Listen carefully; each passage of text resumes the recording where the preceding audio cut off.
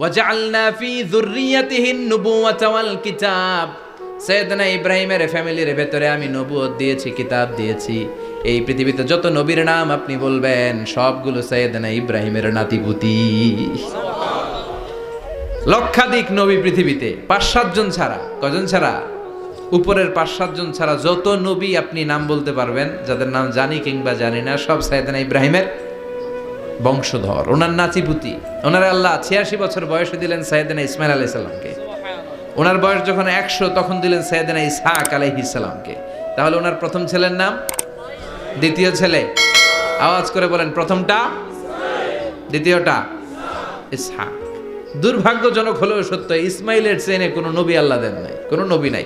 সব নবী এই চেনে হাজার হাজার লক্ষাধিক নবী খালি ইসহাকের বংশে নামে। এই বংশে কোনো নবী নাই। আর এই বংশের নবীরা প্রজন্মের পর প্রজন্ম একে অপরকে বলে যায়, সব শেষে কিন্তু একজন নবী আসবে, ওইটা হবে শ্রেষ্ঠ নবী, বিশ্ব নবী। ঠিক কি না? একের পর এক নবুয়ত আল্লাহ এই চেনে দিলেন। ইসহাকের চেইনে, সাইয়েদনা ইসমাইলের চেইনে কোনো নবী নাই।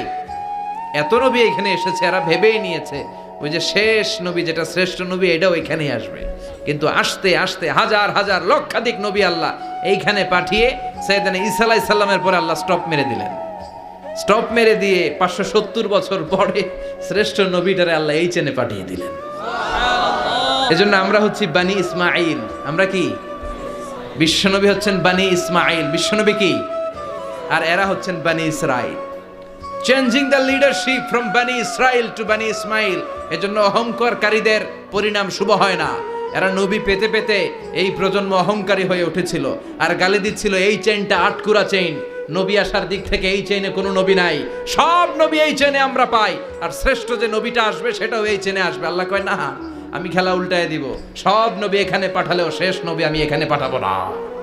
শেষ নবী আল্লাহ তাআলা সাইয়েদনা ইসমাইলের চেইনে পাঠিয়ে দিয়েছেন। চিৎকার করে পড়েন আল্লাহু আকবার। পৃথিবীর সর্বশ্রেষ্ঠ 3টা ধর্ম, ইহুদিবাদ, খ্রিস্টবাদ আর ইসলাম, এই 3 ধর্মের উৎপত্তি হচ্ছে সাইয়েদনা ইব্রাহিম থেকে। এজন্য এই 3টা ধর্মকে একসাথে বলে অ্যাব্রাহামেটিক ফেইথ, কম্পারেটিভ রিলিজিয়ন। তুলনামূলক ধর্মতত্ত্ব নিয়ে যাদের পড়াশোনা আছে তারা জানবেন এই 3টা ধর্মই আল্লাহর দেয়া। কিন্তু ইহুদিবাদ আর খ্রিস্টবাদ আল্লাহর দেয়া শরীয়তের উপর চলতে পারে নাই, শুধু চলতে পেরেছে ইসলাম। চিল্লা এখন ঠিক কিনা? এই জন্য প্রতি নামাজে আমরা বলি গায়রিল মাগদুবি আলাইহিম ওয়ালাদ-দাল্লিন।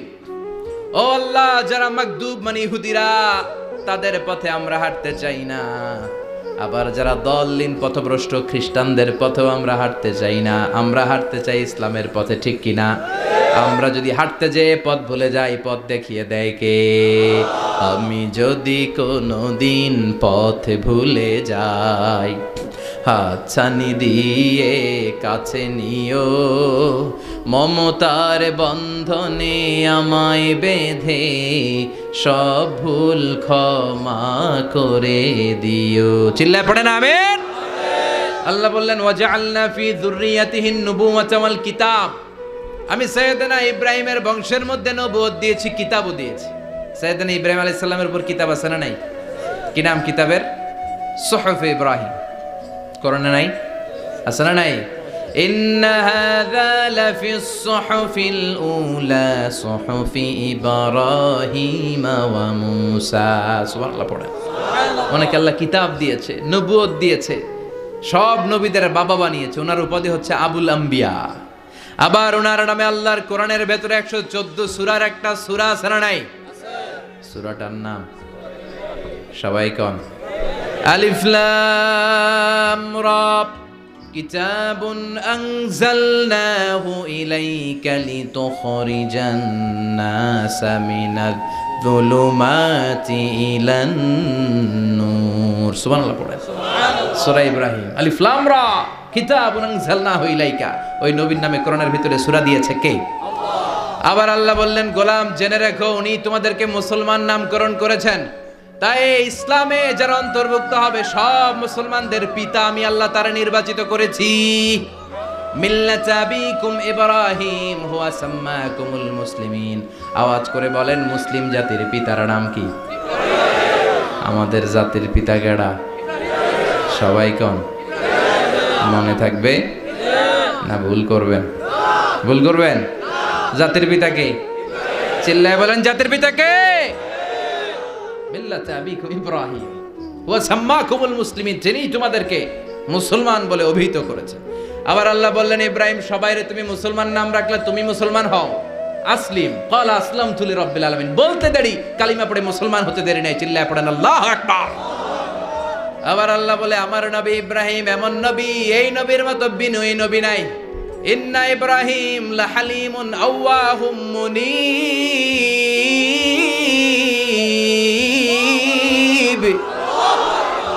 ইন্না ইব্রাহিম লাহালিম আওয়াহ মুনীব, এই নবী সহনশীল। পড়েন, সহনশীলতার কোনো অভাব নাই, যেটার অভাব আমাদের মধ্যে সবচেয়ে বেশি। কথা কন, আমাদের বাংলাদেশিদের মধ্যে সহনশীলতার অভাব আছে না নাই? নিজে যেই দল করি এটাই ভালো, বাকি সব কালা, আছে না নাই? আমি তাবলীগ করি তো আমি ভালো, বাকি সব বাতিল। আমি জামাত ইসলাম করি তো আমি হক, বাকি সব বাতিল। আমি আহলে হাদিস তো আমি সেরা, আমার মতো সেরা কেউ নাই। এরকম অসহনশীল মানসিকতা আছে না নাই? নিজে যেটা বুঝি এটাই ভালো, বাকিরা কেউ ভালো না, বাকি কেউ ভালো না। আহা, কি ভয়ঙ্কর অবস্থা। কিন্তু সাইয়েদনা ইব্রাহিমের অভ্যাস এটা ছিল না, উনি সহনশীল ছিলেন। আমাদের বাংলাদেশে দেখেন কত ইসলামিক দল, কত পীরের মুরিদ, কত পীর। এই দেশে যত পীর, অনেক দেশে জনগণ এত নাই। কথা কন, এত পীর এই দেশে, অনেক দেশের জনসংখ্যাও এত না। এক ইসলাম, এক কোরআন, এক নবী, তারপরে গুতাগুতি আছে না নাই? কেউ কাউরে দেখতে পারে না, ঠেলা ঠেলি। হ্যাঁ, এ কাফের, তুই কাফের, তোর নানা কাফের, তোর 14 গোষ্ঠী কাফের, তোর পীর সাহেব কাফের, আছে না নাই? কয় আমার পীর সাহেব কাফের হলে তোর পীর সাহেবের 14 গোষ্ঠী কাফের। ওই কাফের মরলে যেখানে কবর দেয়া হবে, ওই কবরের উপরে যে ঘাস উঠবে, ওই ঘাস যে গরু খাবে, ওই গরুর দুধ যে খাবে, ওইটাও কাফের। কথা কন, আছে না নাই? কেউ কারো ভালো সহ্য করতে পারে। একজন বলছিল, ভাই এই বাংলাদেশের জাতীয় খেলা হাডুডু হইলো কেন? আমাদের জাতীয় খেলার নাম, কথা কন, দেখছেন? একটাই সামনে যাইতে চাইলে বাকি সবাই ঠ্যাং ধরে নিচের দিকে নামে, আছে না নাই? সামনে যেতেই দিবে না, ভালো কাজ করতেই দিবে না, কারো ভালোটা কেউ সহ্য করে না। উপরের দিকে উঠতে চাইলে ঠ্যাং ধরে ওইটারে নামায়। এজন্য আমাদের জাতীয় খেলা হাডুডু। কথা বলেন। আল্লাহ বললেন, সাইয়েদনা ইব্রাহিমের চরিত্র কিন্তু এমন ছিল না। ইন্না ইব্রাহিম লা হালিমুন আওয়াহুম মুনীব, আমার ইব্রাহিম ছিল সহনশীল। আল্লাহু আকবার। আমাদের বাংলাদেশীদের এখন সবচেয়ে বেশি দরকার এটা, সহনশীলতা। আমরা অযাচিত মন্তব্য করতে দ্বিধাবোধ করি না, কমেন্টস করতে দ্বিধাবোধ করি না। ফেসবুকে, ইউটিউবে কমেন্টস আছে না নাই? আহা, কার ব্যাপারে তুমি কমেন্টস করো, কি বিষয়ে কমেন্টস করো, ওই বিষয়ে আদৌ তোমার ধারণা আছে কিনা, পড়াশোনা আছে কিনা, তুমি ওইটাতে স্পেশালিস্ট কিনা, কোনো ধারণা। ইচ্ছে মতো কমেন্ট আছে না নাই? ইচ্ছে মতো মন্তব্য, একে অপরের প্রতি হিংসা, কোনো ভালোবাসা নাই, মহব্বত নাই। এক নবীর উম্মত, এক লা ইলাহার পতাকার তলে আমরা দাঁড়িয়ে, চিল্লায় বলেন ঠিক কিনা? তারপরে গুতাগুতি, কিলাকিলি, কেউ কাউরে দেখতে পারে না। আল্লাহ তুমি হেফাজত করো, আমাদের মধ্যে তুমি ঐক্য তৈরি করে দাও, হিংসা জিঘাংসা তুমি হৃদয় থেকে দূর করে দাও। আবার আল্লাহ বললেন, ইন্না ইব্রাহিম কানা উম্মাতান ওয়াহিদা, আমার খলিল ইব্রাহিম শুধু সহনশীল নয়, আমার খলিল ইব্রাহিম একাই একটা উম্মত। এটা একটা কথা হইলো, একা একটা উম্মত হতে পারে? আমরা সবাই উম্মত, কোটি কোটি মানুষ, ফলে বিশ্বনবীর উম্মত, উম্মতে মুহাম্মাদে, ঠিক কিনা? একজন কি একটা উম্মত হতে পারে? আল্লাহ বললেন, ইব্রাহিম এমন নবী, একাই একটা উম্মত। সুবহানাল্লাহ পড়েন। ইন্না ইব্রাহিম কানা উম্মাহ ওয়াহিদার, কারণ উনি যখন জমিনে ছিলেন একটা লোক আল্লাহর নাম নেয়ার মতো ছিল না, সব ছিল মুশরিক। উনি ছাড়া সব মুশরিক। উনি ছিলেন মুওয়াহহিদ, তাওহীদের পক্ষে। উনি ছাড়া পৃথিবীতে তখন যারা ছিল সব ছিল তাওহীদের বিপক্ষে, মানে মুশরিক। আল্লাহ বুঝাতে চাইলেন, পুরো মুশরিক গোষ্ঠী একটা উম্মত, আমার ইব্রাহিম খলিল একাই আরেক উম্মত। ইন্না ইব্রাহিম কানা উম্মাতান ওয়াহিদা, সাইয়েদনা ইব্রাহিমের সময়কালে মুসলমান বলতে কেউ ছিল না, উনি একা ছাড়া।